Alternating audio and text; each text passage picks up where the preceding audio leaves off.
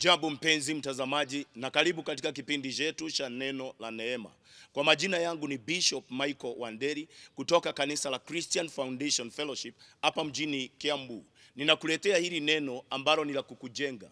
Ninakuletea hili neno ambalo linaweza likabadilisha maisha yako. Ninakuletea hili neno ambalo Mungu ameweka katika moyo wangu kupitia Roho wake Mtakatifu. Unajua, kwa miaka sasa nimekuwa nikikufundisha mambo na jamii. Mambo mazito ambayo jamii huwa zinapitia. Manake Mungu amenipatia ule uwezo wa kupata kujua ufunuo hapa na pale.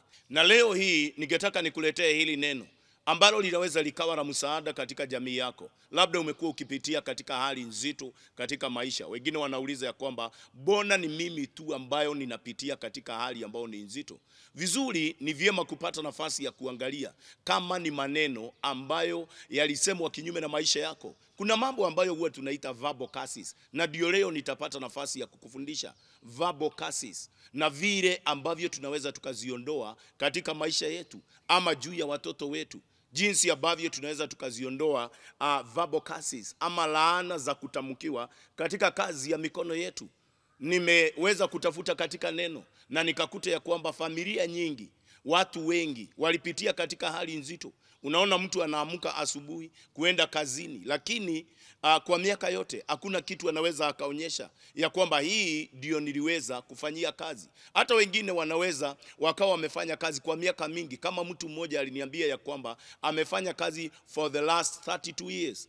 Amefanya kazi for the last 32 years. Alikuwa ameajiriwa, lakini wakati ilifika wakati wake wa kuondoka kazini, account yake ilikuwa tu na shilingi 500. Huyo ni kusema ya kwamba mtu amepitia katika mazito, lakini akaniambia kwamba kuna mambo aliyotamkiwa na mzazi. Akaambiwa ya kwamba hakuna wakati watakaofanikiwa, na sio tu yeye peke yake, ni jamii yake yote. Na mzazi already alikuwa amekufa, ameondoka katika dunia. Hivyo ni kusema ya kwamba kuna maneno ambayo inaweza ikaleta madhara katika maisha yetu, inaweza ikaleta ushungu katika maisha yetu. Wengine utakuta ya kwamba our children are going through pain but they are innocent. Kuna neno tu liliachwa. Hakuna uovu ambao wametenda, hakuna dhambi wametenda, lakini kuna neno ambalo linaleta ushungu katika maisha yao. Wengine unakuta ya kwamba wamesoma, lakini kuna ushungu katika maisha yao. Hata ukiwaangalia kwa uso wao, wamejawa na bitterness. Kwa sababu ya nini? Hawafaulu katika maisha. Kumbe kuna neno lililosemwa. Wakati mmoja jamii, maana hii nitakuletea mambo na familia. Jamii moja ya mtu ambaye aliyeitwa Noah. Hakuna mtu ambaye hajui Nuhu. Noah alikuwa ni mtu ambaye Biblia inasema kwa kizazi chake alionekana ni mtu mwadilifu na mtu mwenye haki. Ndivyo neno la Bwana linavyosema. Lakini kuna kosa moja ambalo walilolifanya. Wakati alipoenda akalewa pombe, akakuja nyumbani akiwa hana nguo. Huyu ni mzee. Na yule kijana wake ambaye alikuwa ni lastborn, alikuwa anaitwa Hamu. Yeye ndiye aliyeona uchi wake. Na wakati aliona uchi wake, ni kama alimcheka. Alienda akaambia brother zake ama ndugu zake, "Jooni muone baba mzazi. Ametoka huko, amekuja akiwa amelewa. Ako naked. Hana nguo." Wale ndugu wawili ndio waliochukua nini? Blanketi. Wakaweka mabegani, wakaenda kinyume, wakaenda wakamwekea. Lakini neno la Bwana linasema wakati alipotoka katika ulevi wake asubuhi, na akaelezwa ya kwamba huyu kijana wako mdogo aliona uchi wako. Aliona uchi wako. Mzee alilopokwa tu maneno, na ile maneno ikawa laana, na akasema ya kwamba alaaniwe Kanani. Na sasa Kanani hakuwa amezaliwa. Manake Kanani ni mtoto wa Hamu aliyeona uchi. Kanani sio yeye aliona uchi. Hamu ndiye aliona uchi. Wakati yule hata Hamu hakuwa ameoa, lakini akasema alaaniwe Kanani. Na akasema ya kwamba yeye atakuwa mtumwa wa watumwa. Hili ni neno ambalo limetoka kwa kinywa cha mzee. Na kutoka mahali pale, jamii na laini mzima ya Hamu wakawa wamelaaniwa. Wakawa hakuna kitu wanaweza wakafaulu. Wakitafuta kazi hawezi wakapata. Maisha ambayo ni ya kuhangaika, maisha ambayo ni ya ushungu. Lakini kumbe mzee alitamka yale maneno wakati yalitoka katika ulevi wake. Ninasema hii kwa sababu mambo haya ndio yamezunguka katika jamii. Mambo haya ndio yameleta ushungu katika jamii. Mambo haya ndio yameleta frustrations katika jamii. Unaingia katika familia, unaona kama kila mtu ako frustrated na hawajui ni nini. Wengine wanauliza sisi hata hatujuangi nani aliyeturoga. Wengine wasemi ya kwamba we don't know what normally goes in through our family. Hatujui nini huwa inatendeka katika jamii yetu, kwa sababu huyu hafaulu, huyu mwingine hafaulu, huyu mwingine anakuaga mgonjwa, huwa haelewi. Kube ni neno. It is a word, a negative word, a verbal curse. Ni laana ya kutamkiwa, ndio iliyo inayosubua. Na watu wengi even in our nation and outside our nation, tumetoka katika jamii na familia ambazo ziliyotamkiwa laana. Niliuliza washungaji rafiki zangu, wale washungaji hawafaulu katika mahubiri, hawafaulu katika hii kazi ambayo sisi huwa tunaifanya, na hii ni kazi ya Mungu, mtu anapaswa afaulu. Nikawauliza washungaji, mbona mshungaji wewe na ndugu yako nyinyi ni wahubiri, hata mkihubiri mtu asikia kabisa mko na mwito ndani yenu, lakini wameteseka pamoja na jamii zao, wameteseka katika hali ambayo ni nzito sana. You know what they told me? Mmoja aliniambia ya kwamba wakati mama yetu tulikuwa wadogo, ni hivyo alivyo, mama wetu ni wa kanisa, lakini wakati tulikuwa wadogo hivi, akitushapa alikuwa anasema ya kwamba tutahangaika katika maisha, tutapitia ushungu katika maisha. Sasa ikawa ni hali nzito sana kwao. Sasa wako wakubwa, Mungu amewaita, wako na mwito, lakini kuna neno lilisemwa na mama mzazi, watasumbuka, watahangaika. Na sasa wamehangaika katika maisha. Nini hii inaweza ikatuondolea every verbal curse? Nini inaweza ikatuondolea laana ya kutamkiwa? Maana labda kuna mtu tu alipita akatamka, mzazi alipita akatamka, mzazi alipita akatamka. Haya ni mambo ambayo yako katika jamii zetu, yameandikwa katika Bible, yako katika familia zetu, yametuletea ushungu. Lakini watu wanafunga jicho moja na wanajifanya ya kwamba hawaoni. Wengine tuna behave kama ostrich. Unajua kama kuna kitu kijinga, kama kuna ndege mjinga. Na hata Bible inasema hivyo ya kwamba ostrich ni mjinga. Na hata duniani kunajulikana kama kuna ndege mjinga ni ostrich. Ostrich, mnajua huyu ndege mkubwa ambaye ana mbio kuliko ndege wengine wote. Akiwa na mayai hapa ama vifaranga, aone moto imetokea mahali pale, huwa anachukua kichwa yake anafisha kwa mshanga. Anajifanya hakuna moto anaona. Anajifanya hakuna moto anaona. Moto unazidi kuja, unachoma kila kitu, unamchoma mpaka yeye mwenyewe unaharibu vifaranga zake, akijifanya hakuna moto anaona. Ndiposa anaitwa mjinga. Kwa sababu ya nini? Kufisha kichwa chake katika mshangalae na kubehave kana kwamba hakuna kitu ambacho kinaendelea. Mzee, kwa nini ufishe kichwa chako kwa mshanga na unaona kabisa hii hapa kuna laana? Hapa mama kuna laana. Haiwezekani hii pain imepitia watu hawa wote. Nilikuwa kwa kile kitabu cha Genesis. Nuhu akasema, wewe utakuwa mtumwa wa watumwa. You know, a slave of slaves. Wakati mtu anaambiwa hivyo unatetemeka.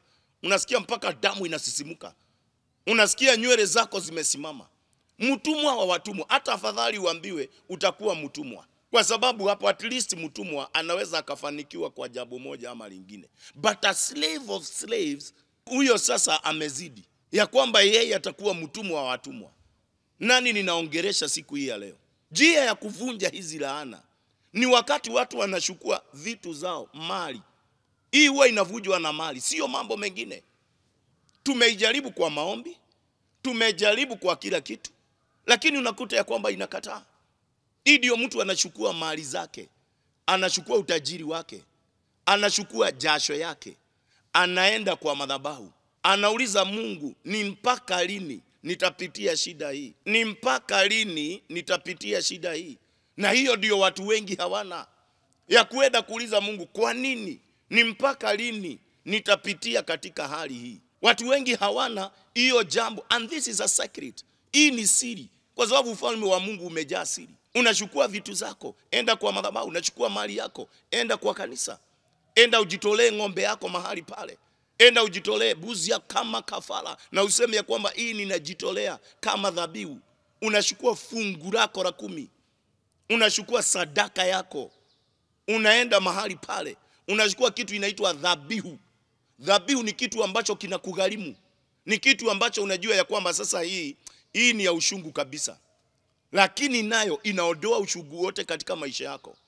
Maana ushungu wakati mwingine unaondoka kwa ushungu. Wanasema hivi, kama ungetaka jipu liondoke katika mwili wako, unagojea mpaka inaiva, alafu inakatwa. Hata katika kule kukatwa kuna ushungu. Ushungu uondolewa kwa ushungu. Hauwezi ukaondoa ushungu kwa kusheka. Kuna ushungu katika jamii yako, na wewe bado unasheka, unasema haleluya.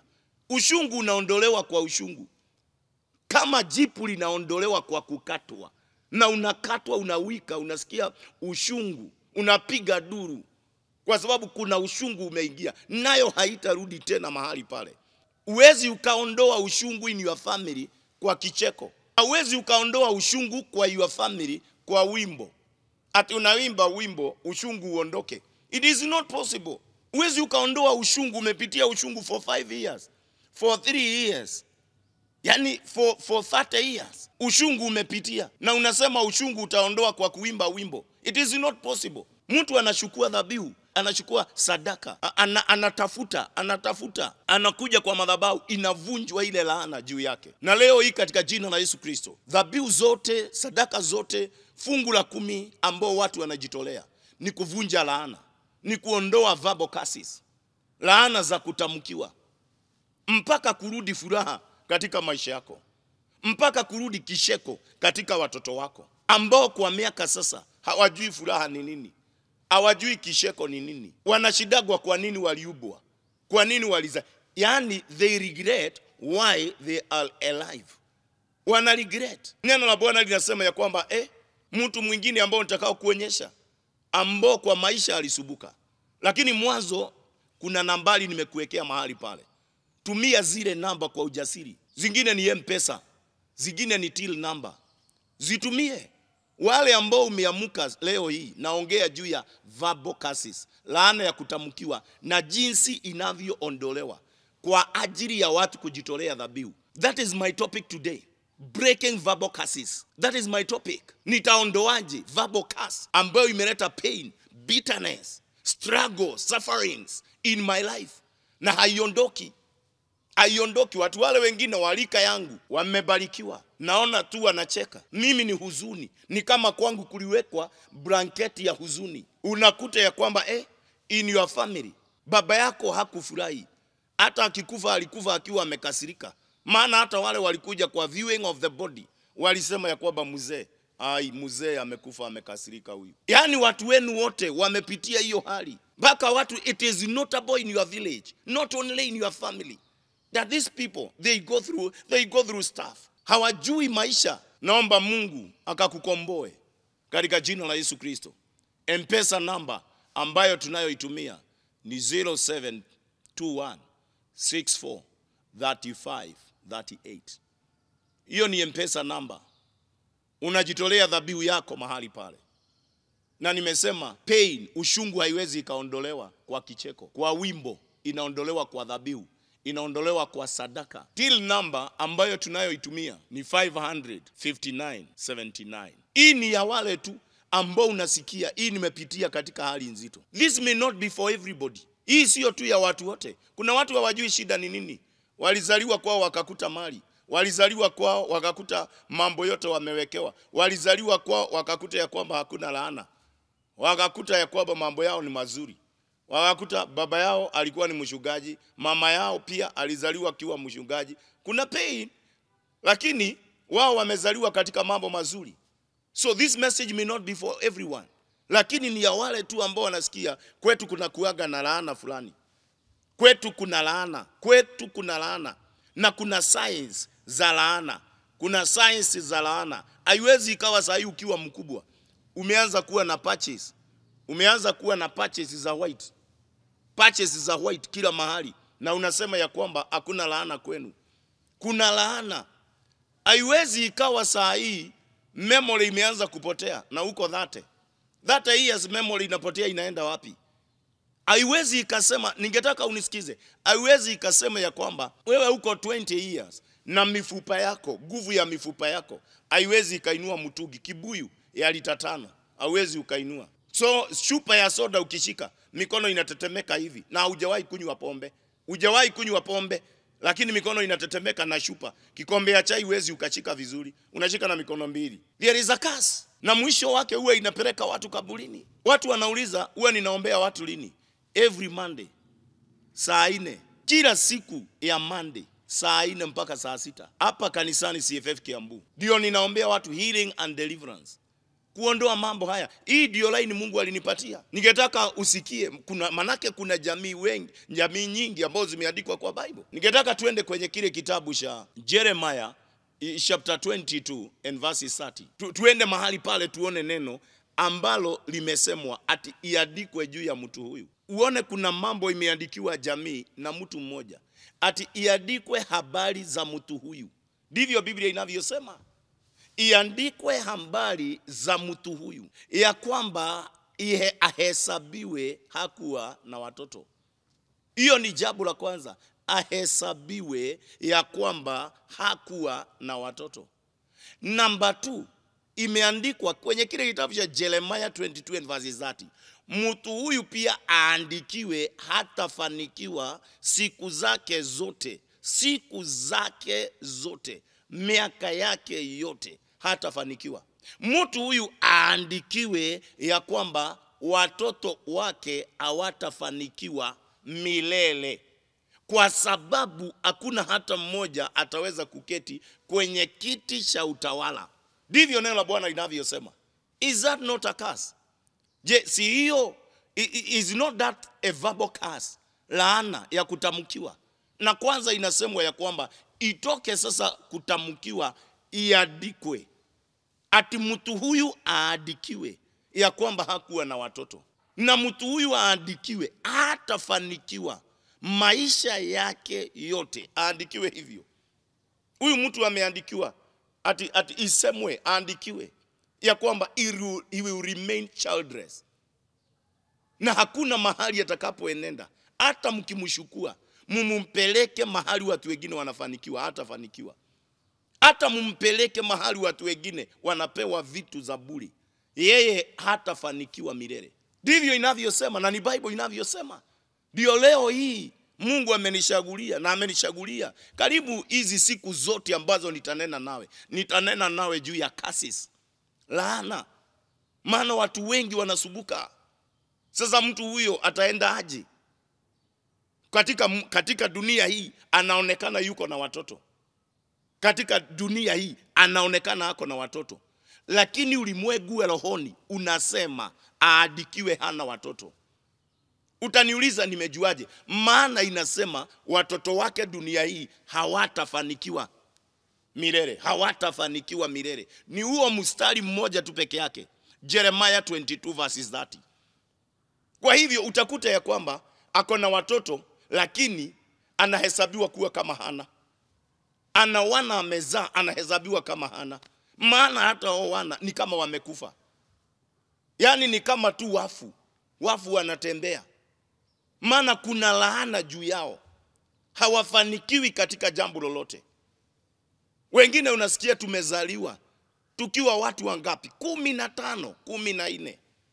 Alafu anasema huku kwetu yule mtu tu amesaidika ni msichana tu mmoja, na huyo msichana amesaidika alizaliwa nje ya doa. Yani wale wamezaliwa hapo hawafanikiwi, wale wamezaliwa nje ya doa kwenu ndio wanafanikiwa. Sasa neno la Bwana linasemaje? Nataka uelewe hii. Inasema mtu huyu ahesabiwe hatafanikiwa, watoto wake hawatafanikiwa. Ni laana ya kutamkiwa. Na nasema iandikwe, kutoka kwa kutamkiwa iandikwe, na itakuwa hivyo. Watu wangapi ninaongea juu yao? Yani wewe umejaribu kufanikiwa almost every area. Hakuna area hujawahi guza. Umeshawahi kuwa chef? Chef ni wale wanapika, wapishi. Huko ukatoka hauna kitu hata kimoja. Wewe ni mpaka afya. Yani umetoka, wacha pesa, mpaka afya. Na umewekwa kwa chakula. Wewe ni chef, umeajiriwa hapo. Umetoka hauna hata afya, hauna. Umekaa miaka 25 ukiwa mechanic, unatengenezea watu magari zao. Wewe hata baiskeli hauna. Miaka 25 ukiwa mechanic. Miaka 20 wewe ni fundi ambaye amehitimu fundi wa mawe. Na mpaka hiyo miaka yote 15 mpaka choo ya kwako ni ya mbao na ingine ni ya makaton. Hii ni laana ya kutamkiwa. Inasema mtu huyu asifanikiwe milele siku zake zote. Imeandikwa kwenye kile kitabu cha Jeremiah 22 verses 30. Hiyo nitairudia mpaka ikuingie kwa damu. Ili ukatane na hilo laana. Ili uivunje katika jina la Yesu. Mtu mmoja alikuja hapa kwa madhabahu akaniletea vitu za ujenzi. Hizo unasikia nikisema vitu za mjengo. Akaniletea nini? Akaniletea hii tindo ambayo inachonga mawe. Akaniletea nini? Hiyo nyundo. Akaniletea nini? Ile inaitwa square. Akaniletea nini? The plumb line. Ile unaona kaviro. Ile akaniletea hizo. Zote amekuja nazo. Akilia. Nikamuuliza nini? Akaniambia nimekuwa fundi miaka zaidi ya 20. Fundi wa mawe na sina kitu hata chochote. Kile tu niko nacho mikono ni alama za kuonyeshana nimekuwa katika kazi gumu. Blisters, vinonda tu hivi ndio ziko tu. Alikuja akilia akaniambia kwamba hizi nimekuletea, tafadhali nibariki. Akaniambia hata shilingi moja sina. Nimekuja hapa kwa madhabahu, akaleta hizo vitu zake za fundi. Akaniambia nibariki, nitaziacha hapa kwa madhabahu. Nibariki niende nikafanikiwe. Hii ni laana ya kutamkiwa. Ni hii ati ahesabiwe kuwa hana watoto, hatafanikiwa milele, na watoto wake hawatafanikiwa milele daima. Naondoa hiyo laana juu yako. Navunja hiyo laana juu yako. Kuanzia leo hii umesikia injili hii ya laana za kutamkiwa. Naondoa hiyo spirit in the mighty name of Jesus. Ni roho ya maneno mazito inaitwa laana ya kutamkiwa iko katika maisha yako. Ninaiondoa in the mighty name of Jesus Christ. Kuanzia leo hii utafurahia kazi ya mikono yako. Vile neno la Bwana linavyosema, nitafanya afurahie kazi ya mikono yake, na hakuna kitu chochote ambacho atanyang'anywa. Mungu akaweze kukubariki. Nimesema kuvunja hizi laana, kuondoa laana hii. Ainaga kisheko. Hii huwezi ukasheka. Hakuna wakati unaweza ukawa katika pain uiondoe kwa kisheko, uondoe kwa wimbo. Hii ni wewe kutoa mali yako, ni wewe kuenda kutafuta. Unasema ya kwamba mimi nimeleta dume yangu, mimi nimeleta kondoo wangu, mimi nimejitolea dhabihu. Hii si sadaka ya kawaida. Nimelipa fungu langu la 10. Niondoke katika laana hii. Nimefanya. Unasikia mtu anakuambia story mpaka unasikia unaona huruma tu. Mtu anakuambia mimi nimefanya kazi katika mataifa yote. Kuna mtu aliniletea inaitwa nini? Passport hapa. Akanionyesha zile visa zote kule ile mataifa yote yameenda. Alafu akaniambia ya kwamba hii mataifa yote aliniletea mpaka zile, yani moja zimejaa. Vitu zimejaa ile mataifa ameenda imejaa. Passport inajaa, visa inajaa hivi. Anakaniletea zote hivi. Akaniambia na sijawahi fanikiwa. What is that? Sasa huyo mtu akilia machozi, unaelewa ushungu ni nini. Sijawahi fanikiwa na vida zote zimejaa. Na watu wengine hawana verbal case, anafanya kazi kwa kijiji. Amejenga nyumba ya gorofa. Anafanya kazi kwa kijiji. Kwanza anauza vitunguu. Analima vitunguu, amejenga nyumba ya gorofa. Mwingine anakuonyesha ile mataifa yote yameenda. Visa yani imejaa. Pasipoti zake zimejaa mpaka anahesabu 1, 2, 3 hivi. Lazima ufanikiwe. Na kuambia hivi kama nabii wa Mungu, lazima ufanikiwe. Hiyo laana imekufuata, lazima tuivunje. Lazima tuiondoe. Lakini hii haiwezi ikakuja bure. Hii lazima kugharimika kwako. Nimekuwekea namba pale ya kujitolea dhabihu yako, ya kulipa fungu la 10. 0721 64 35 38. Till number ama buy goods and services ni 559 79. Nimekuandikia pale zile namba. Tumia namba hizo zote. Wengine lazima utafute njia ya kutoka mbali ukuje katika madhabahu. In the name of Jesus Christ. Hakuna laana ilikuwa juu ya Daudi. Na aliposa Daudi mambo yake ikaandikwa. Na yeye akaandika kwa sababu alikuwa mtunzi wa nyimbo. Akaandika Psalms 37 verses 25. Akasema namna gani? Akasema nilikuwa mdogo hivi. Nilikuwa mdogo. Na sasa niko mzee, niko na mvi. Na sijawahi ona mtu mwaminifu mwenye haki ameashiriwa na Mungu, wala watoto wake wakiombaomba chakula. Wakiomba chakula. Akasema sijawahi ona. Huyo ni mtu ambaye hakuna laana inafanya kazi juu yake. Watoto wake they cannot beg. Watoto wake hawezi wakawa shukura. Hata kwanza haisemi shukura. Anasema ya kwamba sijaona watoto wangu wa mtu mwenye haki wakiomba chakula. Wakiomba chakula. Na akasema sijaona mwaminifu akiwa ameashiriwa mwenye haki, ameashiriwa na Mungu, hakuwa na laana juu yake. Mtu akiwa na laana inaigiaga mpaka kwa watoto. Watoto wanaanza kubeg. Watoto wanaanza kubeg. Watoto wanaanza roho, na hii inaweza ikawa roho. Unakuta kwao kunaweza kukawa na mali kidogo, lakini watoto wameanza kuwa beggars. Naongea juu ya kwa kina nani? Naongea juu ya nani? Wewe unaonisikiza, watoto wako. Watoto wako. Watoto wako wako namna gani? Kunao laana ambayo inaoperate, maana huyu mtoto hiyo akili ametoa wapi? Za kudanganya ili apate. Hiyo akili ametoa, it is a spirit. Diposa anasema verbal curse. Laana za kutamkiwa. Na hii hauwezi ukaitoa kwa watoto mpaka pia watoto wako uwatolee dhabihu. Nitakuonyesha. Watoto wako, tolea watoto wako dhabihu mama. Huyu mtoto ameanza wizi. Ameanza wizi. Mtoto wako umezaa ameanza wizi. And you don't care. Wewe unamwangalia tu. Unamwangalia tu mtoto. Hauoni hii ni laana, maana ni mtoto mdogo. Roho hili mtoka wapi? It is a curse. Maana pia Biblia inasema there is a curse in the house of a thief. Katika nyumba ya mwizi kuna laana huko. Naomba Mungu akakubariki. Neema ya Bwana ikawe juu ya maisha yako. Laana ambayo ni ya kutamkiwa iondoke juu ya maisha yako. Katika jina la Yesu Kristo.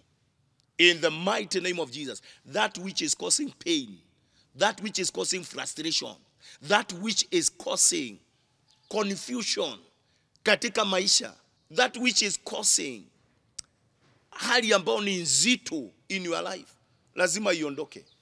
Hiyo maneno lazima iondoke. Hiyo neno laana hiyo ya kutamkiwa, verbal curse, lazima tuiondoe katika jina la Yesu. Ndipo nimesema leo hii na siku zingine kadhaa zitakuja na kufundisha juu ya hii, ili watu wajue kujitolea dhabihu, matoleo yao kikamilifu mbele za Mungu. Waondoe vita hizi za jamii, waondoe tabia hizi za jamii. Haiwezekani mtoto wako firstborn anasumbuka tu mpaka wengine wote wamefuata hiyo laini. Watolee dhabihu. Chukua sadaka speciali, itoe kwa ajili yao moja kwa moja. Yule mtu alikuwa mwenye haki aliyejua hii. Alikuwa ni nani? Alikuwa ni Ayubu. Ayubu sura ya 1 mstari wa 5. Biblia inasema ya kwamba Ayubu alikuwa anashukua watoto wake 10 asubuhi na mapema, anawatakasa, kisha anatolea kila mmoja wao dhabihu.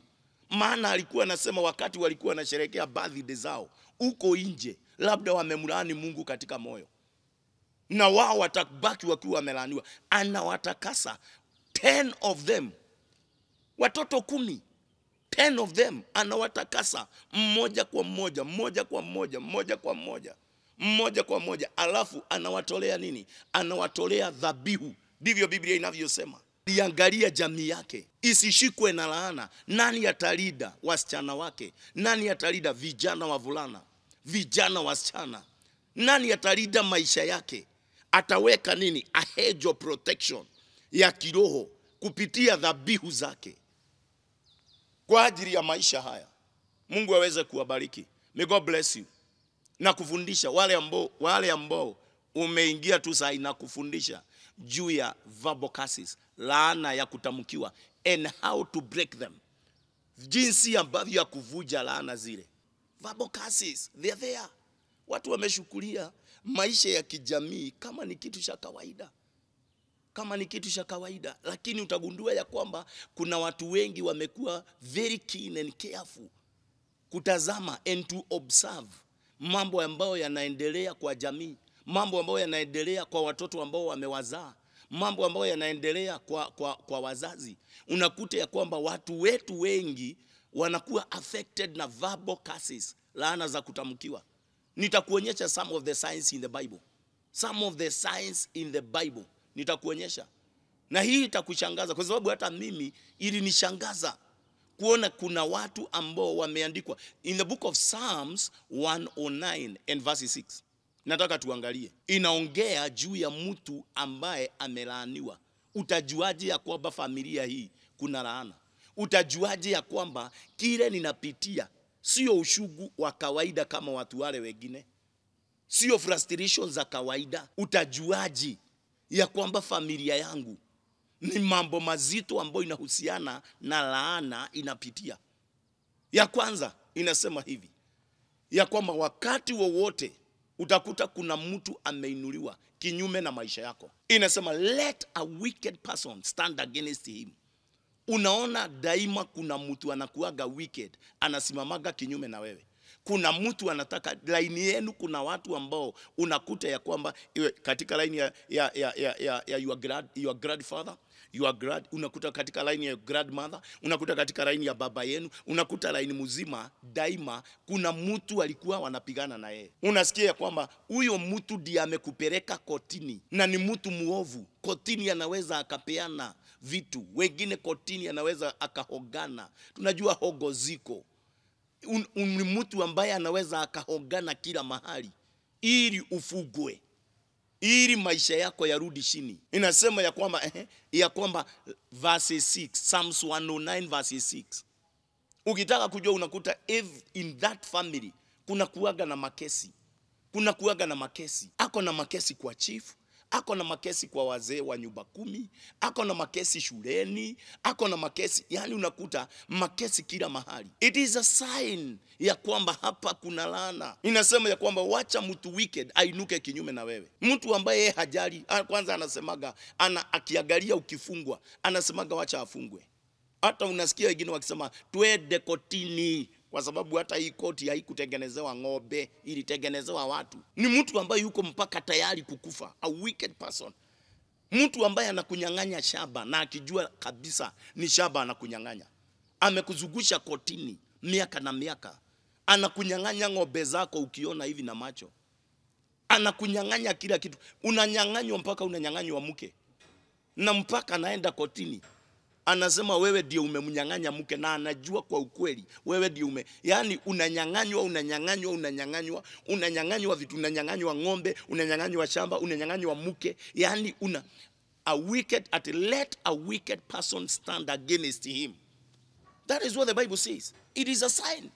It is a sign. Watoto wako wanawekelewa kila mahali na haujali. Unasikia ni shuleni, ni yeye alikuwa amepatikana na kibuyu ya nini? Kibuyu ya nani kuwekelewa. Amepatikana na kibuyu ya petroli, alikuwa anataka kusoma shule. Kuna mtu tu anasema na anatoa ushuhuda. Anasema ndio ni yeye. Hiyo ni sign moja. Ya pili inasema hivi, akipelekwa kotini afugwe. Kuna watu ambao laana ya kwao ni kufugwa jela. Hii imeandikwa in the book of Psalms 109 verse 6. Anasema ya kwamba atiwacha akipelekwa kotini afungwe. Verse 7 ndio inasema akipelekwa kotini afungwe. Unakuta kuna watu laini ya kwao ni kufugwa jela. Unakuta ya kwamba huyu alifugwa kwa sababu ya wizi na ni mtu wa kwenu. Mwingine alifugwa kwa sababu sijui walipigana na nani. Mwingine unasikia ati alifugwa kwa sababu tu alishikwa tu akiwa mlevi, amefugwa. Yani unasikia watu wa kwenu wote huwa wanafungwa. Mpaka unakuta watoto ambao hawajafikisha miaka 18 wamepelekwa hii jela ya watoto. Na ni watu wa kwenu wamepelekwa jela ya watoto. Wamepelekwa jela, na ninakwambia hivi kwa sababu nimeenda hizo jela ya watoto. Mtoto mmoja aliongea, nikashikia kulia machozi. Alisema akiwa mtoto mdogo hivi. Alikuwa anaongea akisema tu mimi hata sijui niliua huyo kijana aje. Mimi nikashangaa. Ako size hii mtoto ati aliua kijana. Mimi niliua kwa sababu alininyang'anya girlfriend. Yani mtoto size hii alininyang'anya boyfriend. Ni msichana alinyang'anywa. Kama msichana kadogo saizi, mpaka ukauliza mimi akili zinaniuliza, is this normal? Verse 7 inasema afugwe jela. Laini yako huwa wanafugwa. Laini ya kwao huwa wanafungwa. Unasikia ati grandfather yao alikuwa amefungwa miaka 6, baba yao amefungwa sijui miaka mingapi, huyu mzazi pia amefungwa hivi. Laini ya kwao huwa wanafungwa jela. It is a curse.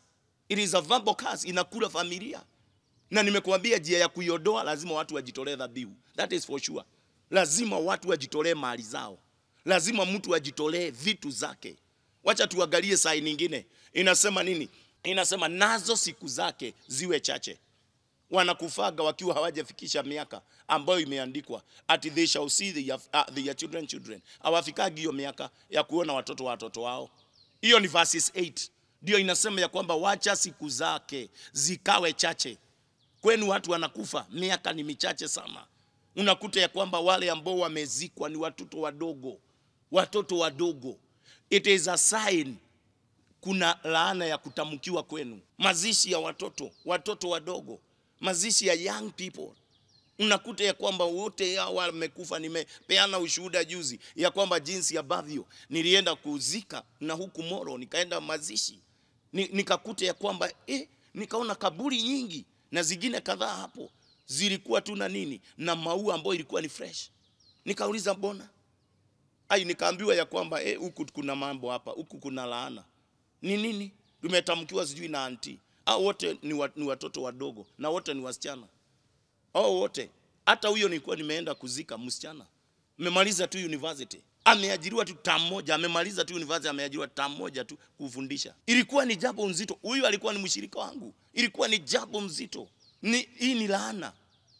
Washa siku zake ziwe chache, verses 8. That is Psalms 109 verses 8. Ndivyo neno la Bwana inavyosema. Alafu inasema wacha mtu mwingine ashukue ofisi yake. Yaani kwa mahali ambao anapaswa kukalie mtu mwingine. Ni yeye alipaswa kuwa manager. Hiyo kitu inapeanwa. Ni yeye. Hii ni sign ya kwamba there is a verbal curse that is operating your life. Hauwezi ukanyang'anywa ofisi tu. Kuna laana inafanya let another take his office. Wacha mtu mwingine ashukue ofisi yake. Kiti ile ulikuwa unakalia inakaliwa na mtu mwingine. Hii ni laana. Na watu hawajali. Unakuta kabisa wewe ndio ungekuwa headmaster, imekaliwa hiyo kiti na mtu mwingine. Wewe ndio ungekuwa mkuu, imekaliwa na mtu mwingine. These are signs. Na ingine inasema nini? Wacha watoto wake wakaitwe fatherless. Huyu baba akufe mapema, watoto wake waitwe fatherless. Wacha mke wake akaitwe yatima. Ni hivyo inavyosema. Mke wake aitwe yatima akiwa na miaka. Unakuta mtu tu ameolewa miaka 6, bwana amekufa. Bwana amekufa. Ndivyo imeandikwa. These are signs. Hauwezi mkakufiwa, unakaa tu unakufiwa, umekufiwa na haujali. Ofisi yako imeshukuliwa na wengine, haujali. Alafu verse 10 inasema na watoto wake akikufa, watoto wake wawe wanaitwa vagabonds. Vagabonds ni watu wa kuzurura kila mahali. Kuzurura, unashangaa. Unapigia mtu simu dakika moja ako hapa, dakika ingine ako Nyeri, dakika ingine Kitale, dakika ingine Lodwar, dakika ingine Lamu, dakika ingine Saudia, dakika ingine Kiambu, dakika ingine. Yani ni mtu wa kuzurura. Vagabond. Anazurura hata akishindwa kuenda hiyo kwote, anazurura kijiji kimoja na anazurura miguu. Unaona ana criss cross. Hii kijiji anatoka huko, anaenda hivi. Hana mahali haje settle. No settling in life. No stability in life. Hii ni laana ya kutamkiwa. Na ndio tunavunja. Na nitakufundisha hii. Na tunavunja kwa kujitolea dhabihu zetu. Lazima we create a covering of protection. Juu ya kupitia dhabihu zetu. Kupitia fedha zetu. Kupitia mali zile Mungu ametupatia. Watu lazima wajue kuziondoa. Kwa sababu nao hao waliotulaani wengine walishukua mali, walishukua ng'ombe, wakapelekea mganga, walishukua dume, wakapelekea mchawi, wakatamkiwa maneno. Sasa ndio inatu affect. Wengine walishukua mavazi yetu, wakashukua tu koti yako, kapeleka. Kutoka wakati huo uliacha koti kwa ofisi, ukaondoka kazini. Kutoka wakati huo uliondoka kwa nyumba yako, hamujekosana na mke, ukaenda tu. Unakaa sasa ukizurura. Mtu ni kama maisha yake imeharibika. Kwa sababu ya nini? Mtu dakika anabadilika kuwa kama mnyama. Kwa sababu kuna vitu zilipelekwa kwa mganga na uchawi. Anabadilika anakuwa kama mnyama. Mnakaa na mama vizuri hapo, dakika zingine unamwambia unaweza ukakata yeye. Nyinyi hujui kuna watu ambao kwa sababu tu ya familia, dunia hii walikatwa mikono, hawana mikono. No, hao walikuwa wanakaa vizuri, walikuwa wanacheka pamoja. These are called verbal curses. Laana za kutamkiwa. Zingine zimetolewa dhabihu kwa waganga na wachawi. Lazima tuziondoe katika jina la Yesu Kristo. Na dhabihu huwa inavunjwa kupitia kwa dhabihu. Lazima watu wakubali. Nikubali ya kwamba leo hii ninachukua mali yangu, ninajitolea. Ninachukua nini? Ng'ombe yangu, ninajitolea. Ninachukua vitu za mchanga, ninajitolea. Lini ambao uliofika ukachukua gunia zako 2 first fruit ya mahidi yako ukapeleka kanisani? Lini hii ulio wewe mwenyewe uliochukua mali yako ukapeleka kwa nyumba ya Mungu? Watu wamechukua vitu za shamba wanapeleka kwa waganga ili usifanikiwe. Wengine unakuta ya kwamba umeuzwa ukiwa hata mzima tu. Kama mtu mmoja aliniambia ajui nini ilikata kidole yake usiku. Nani alikuta tu imekatwa usiku. Vitu zingine zetu mpaka nini? Vitu zetu zinabebwa. Nywele zinabebwa zinapelekwa waganga. Wanatamuka laana. Wengine hata si wazazi wametutamkia. Niliombea mzee mmoja aliniambia neighbor ndiye alimtamkia. Neighbor mzee amekuja Nairobi, sijui I don't know why, amenunua shamba mahali pale. Anataka kujenga. Neighbor akakuja akasema utamaliza miaka 10 kabla ya umalize hiyo nyumba. Akikuja kunitafuta alikuwa amemaliza miaka 14. Anajenga nyumba miaka 14, alitamkiwa. Hii ni jambo ambalo ni zito sana katika maisha. Ni neighbor tu anapita hapo. Mwingine alianzisha kampuni kubwa, ananiambia kuja uone. Nikamuuliza ni nini? Ananiambia hii ilifungwa, iko na miaka haifanyi kazi. Nikamuuliza aje? Mtu tu alikuja akaingia huku tu, akasheka kidogo, akatamuka maneno. 1 month kampuni ikafungwa. Nani ninaongea juu yake? Ulitamkiwa neno tu la laana, kampuni yako imefungwa. Na ujali kampuni mzima, shamba mzima, mshanga hauwezi ukawasaidia, umelaaniwa. Na watu wamekosa kujitolea dhabihu. Na zingine nimesema ni neighbor, wengine ni wachawi, wengine ni waganga. Wamepelekewa tu vitu zetu. Ninaomba kitu yoyote na dhabihu yoyote ambayo ilitolewa kwa waganga ili ulaaniwe wewe, kuwekwe maneno ya kutamkiwa, laana za kutamkiwa, lazima iondoke katika jina la Yesu. Hizo nguo zako walibeba za nje ama za ndani, lazima zipate moto, lazima zichomeke katika jina la Yesu Kristo. Hautalaaniwa kupitia kwa vifaa na vitu ambazo hazifai katika jina la Yesu Kristo. Ninaomba Mungu akakufungue. Mungu akafungue maisha yako. Ufurahie maisha yako. Uache kuhangaika katika jina la Yesu. Namaliza kwa kusema hii. M-Pesa number 0721 64 3538. Nimekuandikia pale. Hii nimesema it is not for everybody. Ni ya wale tu ambao unasikia mimi nitajitolea dhabihu isiyo ya kawaida. Till number buy goods and services 559.79. Kwa nini ninakuongelesha hivi? Kwa sababu laana ya kutamkiwa inaondolewa na dhabihu, inaondolewa na fungu lako. Wakati unachukua mali yako unajitolea kwa Mungu, huwezi ukapitia miaka 5 ya pain na haulizi swali. Niliombea kijana mmoja alikuja na bag, na hii ninaweka hivi nikufugue macho yako. Macho yako haifuguke. Uone laana ni nini. Uone laana ni nini. Kijana amekuja hapa church. Mimi niko CFF Kiambu Town. Niko CFF hapa Kiambu Town. Kiambu County. Listen to this. Kijana akakuja na bag. Ananiambia nataka uniombee. Kwa sababu ya nini? Tulikosana na mke wakati fulani. Na mimi nimebarikiwa. Nazaaga tu mapasha. Niko na mapasha. Ananiambia ako na mapasha. So wakati walikosana, mama alimwambia utaenda miguu mpaka ushoke. Mpaka Mombasa utaenda miguu. Akija hapa, na alitamkiwa wapi? Nyandarua. Akikuja hapa alikuwa ametoka Murang'a miguu. Akikuja kunitafuta alikuwa ametoka Murang'a miguu. Na wakati alitamkiwa hivyo na mke wake alishukua viatu 7, pea 7, akamwekea kwa bag. Akamwambia hizi utatembea nazo mpaka ziishe. Utaenda mpaka Mombasa mguu. Alikuja nikatoa hizo viatu zote, nikamuuliza hizi mbele za watu, viatu zimewekwa kwa bag, laana ziko. Sasa alikuwa anasema nimechoka kutembea, nimechoka kutembea, nimetembea nimefika mwisho. Na akaniambia niliambiwa nitaenda mpaka Mombasa miguu. Nini hii inaongea juu yake? Laana za kutamkiwa. Wale ambao ni wazazi, unaona firstborn yako kuna laana ametamkiwa, ana behave mwenda wazimu, mtolee dhabihu. Unaona wewe biashara yako imelaaniwa, kampuni inaenda kufunga. Sasa wakati wa kutoa dhabihu umefika. Wakati wa kujitolea dhabihu umefika. Wakati wa kujitolea sadaka speciali umefika. Wakati wako wa kulipa fungu la 10. Hapo umeajiriwa hiyo miaka yote na haufaidiki. Ni wakati wako wa kujitolea. Ni wakati wako wa kusema hii laana lazima iondoke. Na nimekuambia ushungu hauondolewi na kisheko. Ushungu hauondolewi na kisheko. Lazima iwe painful. Katika maisha yako unasikia kwamba hii ni pain, this is pain, I'm going through pain. I'm going through frustrations. I'm desperate. Kwa sababu kuna kitu iliyotamkwa. Mungu ameniweka hiyo laini. Families, watu wa jamii, toleeni watoto wenu dhabihu. Toleeni, lipieni watoto wenu fungu la 10. Familia yako ifike mwisho wakati wa kupitia mazito na pain. Wengine ni magonjwa ambao haiponi.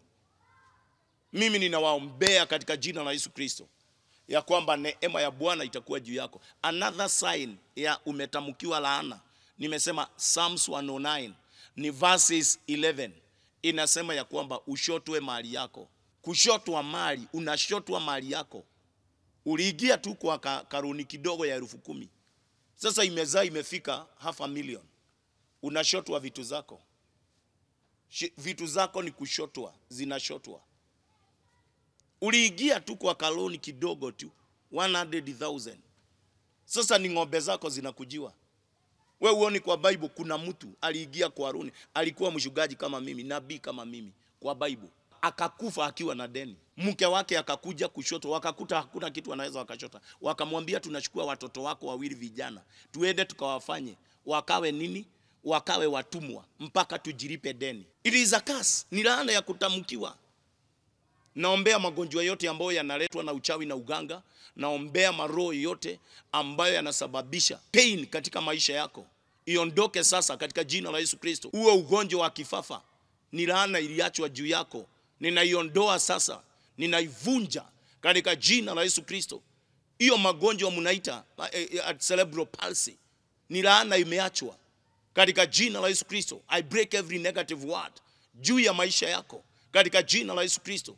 Hiyo project yako ambayo umeshindwa kuimaliza miaka 10, miaka 15, umeshindwa kulipa, umeshindwa kumaliza project kidogo, ninakuombea sasa laana iondoke juu yako in the mighty name of Jesus. Ninakuamua maisha yako ya kifedha na kuamua maisha yako ya kiakili katika jina la Yesu Kristo.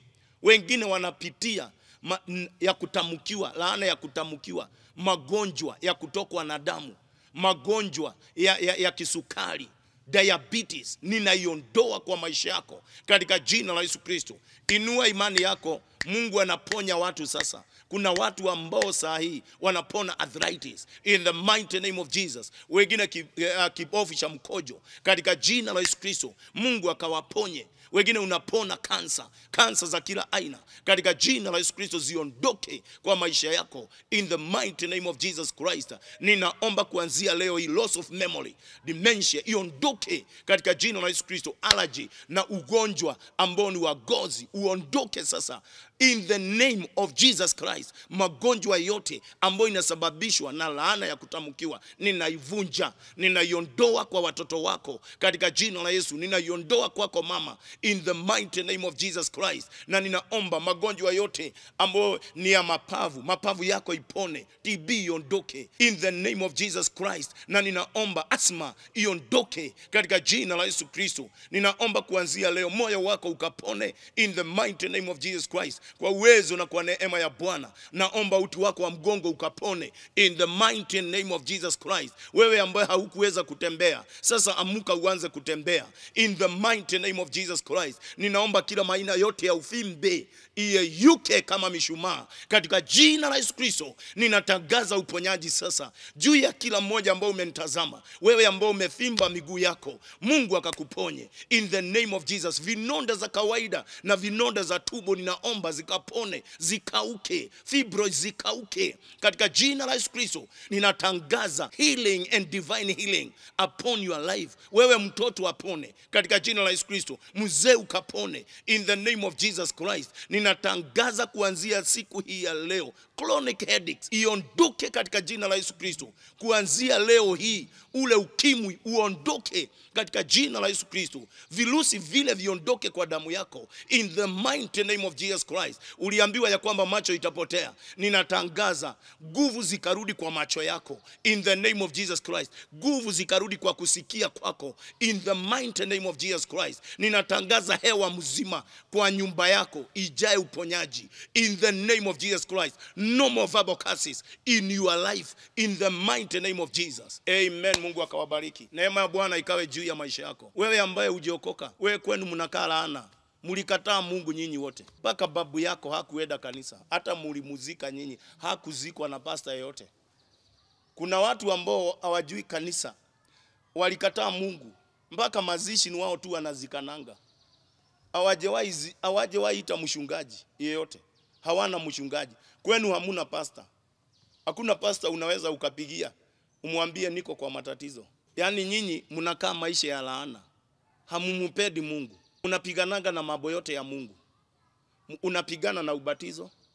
Unasema si mtu lazima abatizwe. Umejiita majina ya Kikuyu yote, Mwagi. Hii majina ya Bible, James na nani na Peter hautakangi. Hautaki hii majina. Ulipigana na ubatizo, ukapigana na harusi, ndio watoto wako wanauana kwa doa. Wengine wamekosa kuoa, wamefikisha miaka 45 na bado unawapikia vijana wako. Maana ulipigana na harusi za kanisa na doa. Vijana wako wataoa aje? Umevuta laana mwenyewe. Umekataa sakramenti. Watu wale wengine wakisema kuna mkate ni mwili, unasema hata ugali inaweza ikawa mwili wa Kristo. Yaani unaongea tu ovyo, umekataa mambo ya Mungu. Umevuta laana kwako. Wengine wakikunywa divai hivi, wakikunywa tu hivi damu ya Yesu Kristo ambayo inatuweka katika agano la kusamehewa dhambi. Wewe unasema hata uji inatosha. Umekataa mambo ya Mungu. Uedagi kanisa, unasema kanisa zote ni za wakora. Hautakangi Mungu. Umeleta laana kwako nyumbani. Wewe kwanza nataka uokoke. Unataka uokoke. Kama Kaini alivuta laana kwake tu, akawa anazunguka, akawekwa alama asiuawe na mtu. Ninaongea na nani? Sema nyuma yangu, Bwana Yesu, nimekuja mbele zako, nisamehe dhambi na makosa. Andika majina yangu kwenye kitabu cha uzima. Kuanzia siku ya leo ninanyenyekea, ninakukubali.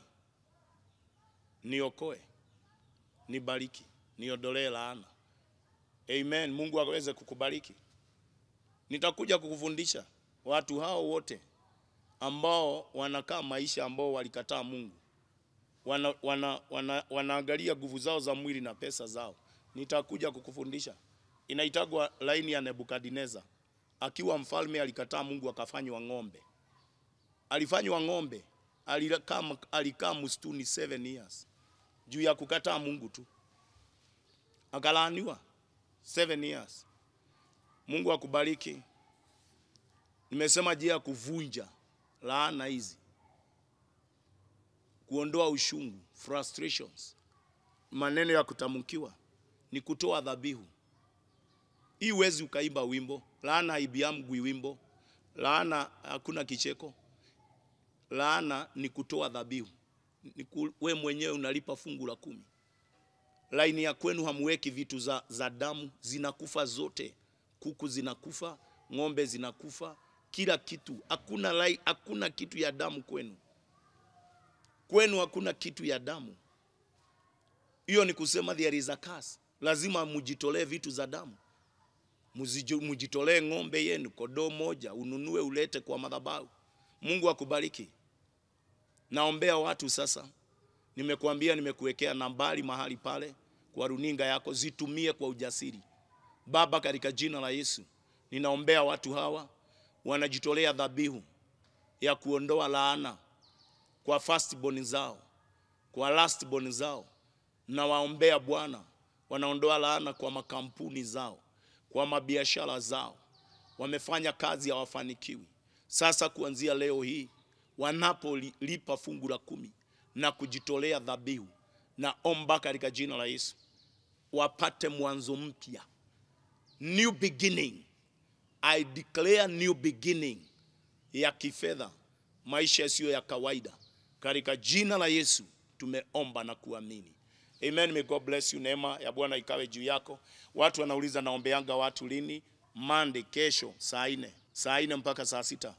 Kanisa la CFF Kiambu.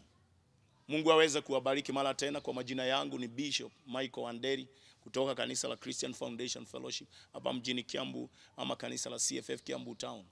Nikisema Mungu akaweze kuwabariki. Neema ya Bwana ikawe juu ya maisha yenu. Shalom, shalom. Neno la neema tunapona twainulia.